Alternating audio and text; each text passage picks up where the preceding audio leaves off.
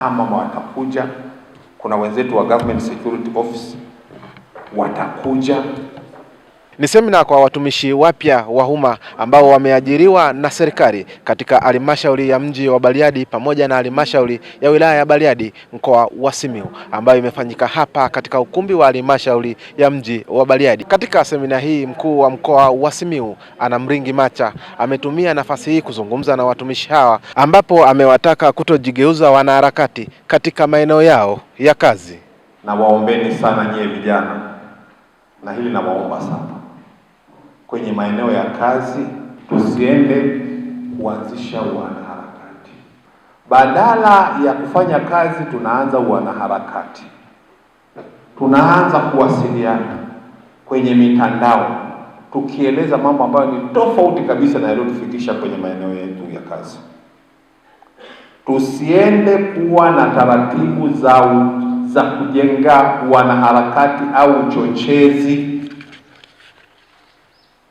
wa kuchonganisha serikali na wananchi, bali uende ukafanya kazi ya kuunganisha serikali na wananchi. Kwa hiyo uende ukalete umoja katika eneo linaloenda la kilimo, la ujenzi, la kadhalika. Kisha mkuu wa mkoa akagusia suala la mikopo umiza kwa watumishi wa umma. Unakwenda kukopa, wewe mwalimu, wewe afisa afya, wewe afisa kilimo, wewe mhasibu, wewe umesomea degree yako ya ujenzi, unaambiwa eti kwamba utoe ATM kadi yako umpe mtu, unamwachia ATM kadi, kitambulisho chako cha NIDA, kitambulisho cha NIDA unamwachia, kitambulisho cha kupiga kura. Mimi Haji mwalimu, Haji afisa kilimo, Haji sijui ujenzi, afisa afya, sijui nesi, afisa michezo, nani anakuja kuniambia mikopo umiza, kausha damu, alafu mimi nihangaike naye? Sasa hii elimu uliyopewa yote mpaka ya degree unaenda kukaushwa.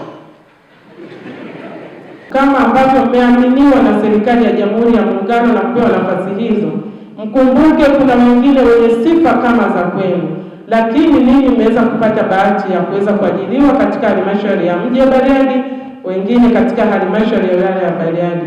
Ni vyema tukawatumikia wananchi ili waweze kuona kazi tunazozifanya na kuwa na imani na serikali yetu.